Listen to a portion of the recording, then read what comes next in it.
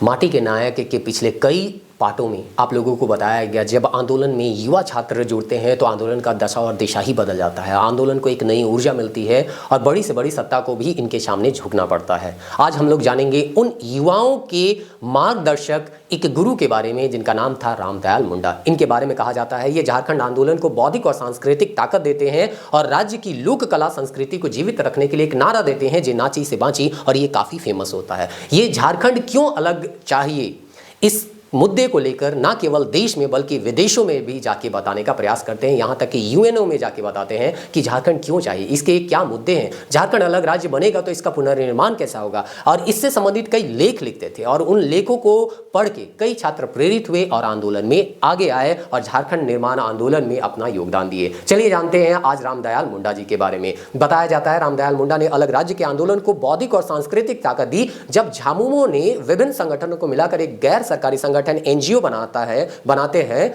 उस टीम में शिबू सोरेन, सूरज मंडल, साइमन मरांडी, सैलन बंतु के साथ साथ डॉक्टर रामदयाल मुंडा भी शामिल थे। 1988 और 1999 के दौरान हुए झारखंड बंद और आर्थिक नाकेबंदी में भी डॉक्टर रामदयाल मुंडा का बहुत बड़ा योगदान रहा था। उन्होंने रांची से लेकर यूएन तक झारखंड क्यों चाहिए, कैसा होगा हमारा झारखंड, क्या क्या होंगे मुख्य मुद्दे, क्या होगी चुनौतियां, कैसे इससे निपटेंगे, राज्य बनने के बाद कैसे झारखंड का पुनर्निर्माण होगा, ऐसे विषयों पर रामदयाल मुंडा हमेशा लिखते रहते थे।